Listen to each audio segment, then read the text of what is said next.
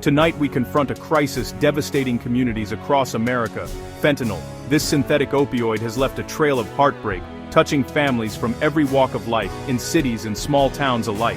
The impact is visible in empty playgrounds, shuttered businesses, and the faces of those left behind. Fentanyl, originally developed for severe pain relief in hospitals, is now fueling a deadly epidemic on the streets. While it can be a lifeline for patients in need, outside of medical supervision, it becomes a silent killer, often invisible, but always dangerous. Just a few grains, barely enough to cover a penny, can be fatal. Fentanyl is 50 times stronger than heroin and 100 times more potent than morphine, making it one of the most dangerous substances ever to circulate in the illicit drug market. Illicit traffickers mix fentanyl into heroin, cocaine, and counterfeit pills, often without users' knowledge.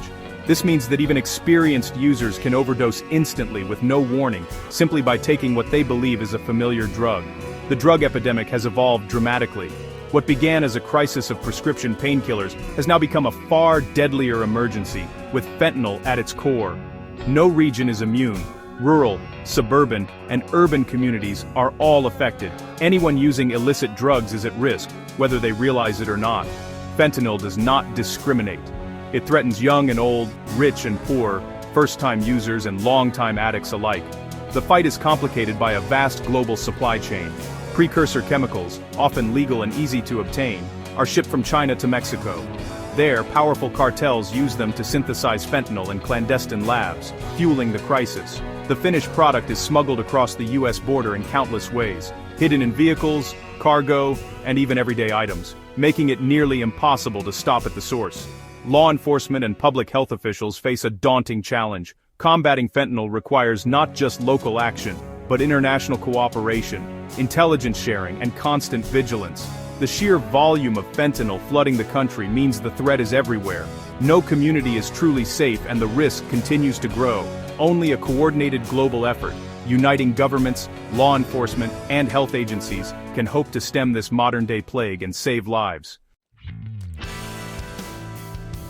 In a major development, China has agreed to tighten controls on chemicals used to make illicit fentanyl. After high-stakes talks, Beijing will now designate 13 key fentanyl precursors as controlled substances, giving law enforcement new power to crack down on illegal exports. The agreement also covers 7 additional chemical subsidiaries, making it harder for cartels to access raw materials.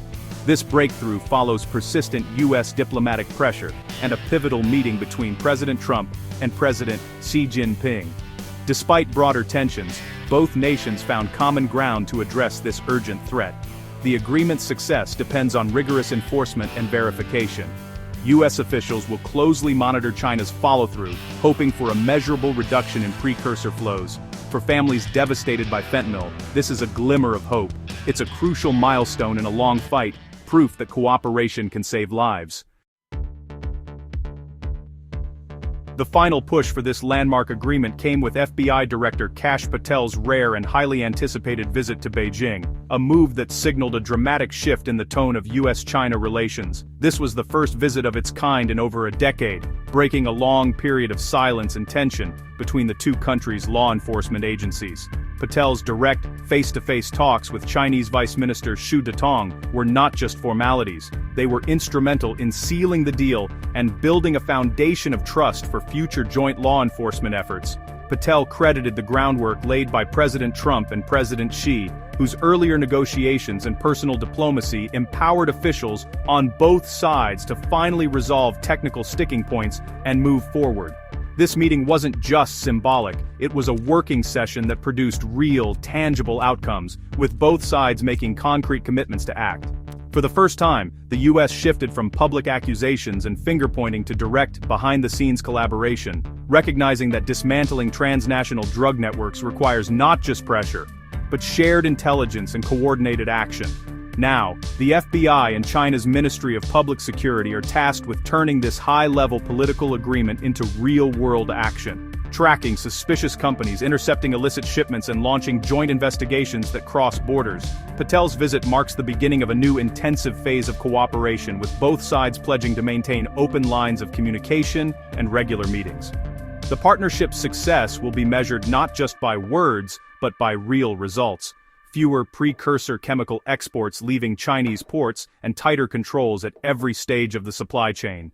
And, ultimately, by the most important metric of all, fewer American lives lost to the opioid crisis. This is a strategic shift, working as partners, not just adversaries, and forging a new path forward in global law enforcement. The real test begins now, as both nations put their promises to the test, and the world watches to see if this historic cooperation can deliver lasting change. The urgency behind this agreement is clear. Nearly 100,000 Americans died from fentanyl overdoses last year. Fentanyl is now the leading cause of death for Americans aged 18 to 45, surpassing casualties from major wars. Emergency rooms are overwhelmed, families shattered, and communities grieve losses that could have been prevented. A single mistake or relapse can be fatal.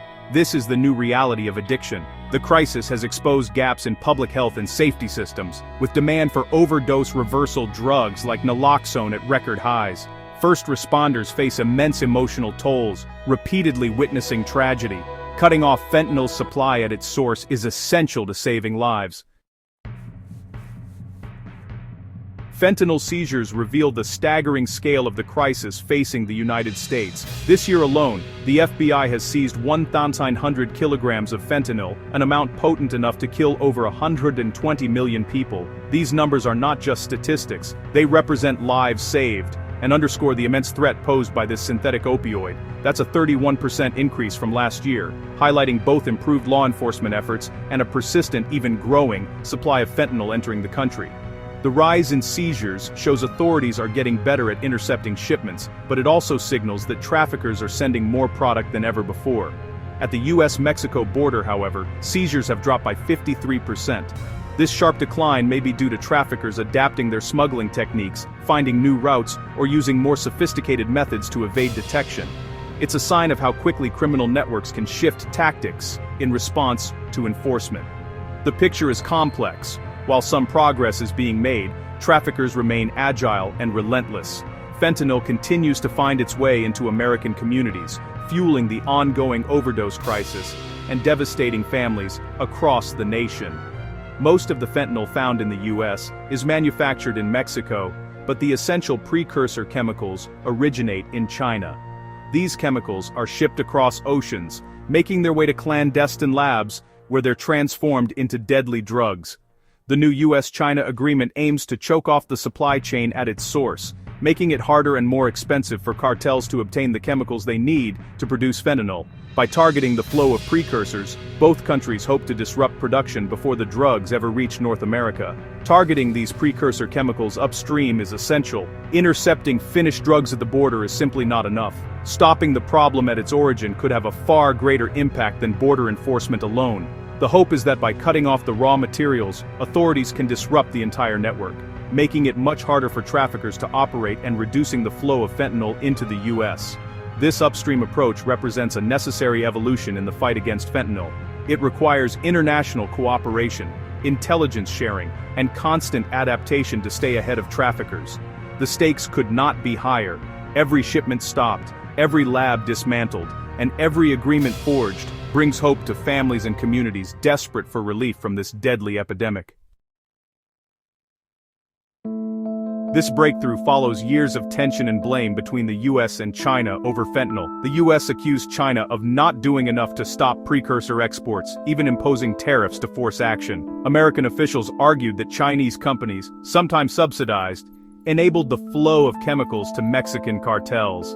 The rhetoric was sharp, with repeated accusations of broken promises and lax enforcement. This history of mistrust made cooperation difficult and soured broader relations. The new agreement signals a potential thaw, proof that even rivals can unite against a common threat. Years of pressure and negotiation brought China to the table with a serious offer. Now, the challenge is to move beyond blame and build a partnership based on shared accountability. Only then can real progress be made. The US has long insisted that China, as the source of most precursor chemicals, must take responsibility for stopping their export. American officials have traced the majority of seized precursors back to Chinese companies, often operating in legal gray areas. The US has provided intelligence on these companies, expecting decisive action from Beijing. Frustration grew as enforcement lagged and loopholes persisted, with some accusing China of subsidizing the crisis through tax rebates. The new agreement, controlling all 13 key precursors, is seen as a major concession and acknowledgement of China's role. For the US, this is more than diplomacy. It's a vital step toward dismantling the infrastructure fueling the epidemic. The hoped side, to finally turn the tide in this deadly crisis. China, meanwhile, argues that America's demand for opioids is the root of the crisis. Beijing points to its 2019 class-wide fentanyl ban as evidence of commitment, but says controlling precursors is complex. Many have legitimate uses. Chinese officials highlight America's own failures, overprescription of painkillers and mixed messages from drug legalization. They argue the US should focus on reducing demand through education, treatment, and enforcement. The new agreement bridges this gap. China takes greater responsibility for exports, while the US tackles demand and finished drugs. It's a pragmatic step, recognizing the crisis has both supply and demand drivers. For China, cooperation also stabilizes relations and demonstrates global responsibility.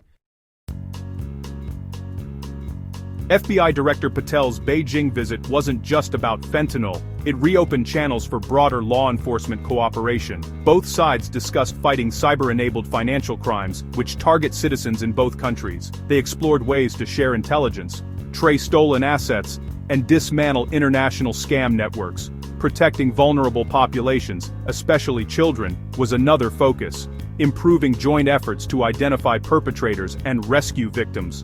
Talks also covered tracking fugitives and streamlining extradition, closing gaps criminals exploit. The fentanyl breakthrough has created momentum for tackling other shared security threats. Renewed cooperation is vital for the safety of both nations' citizens. Together, they aim to build a global net to catch those who threaten peace and security.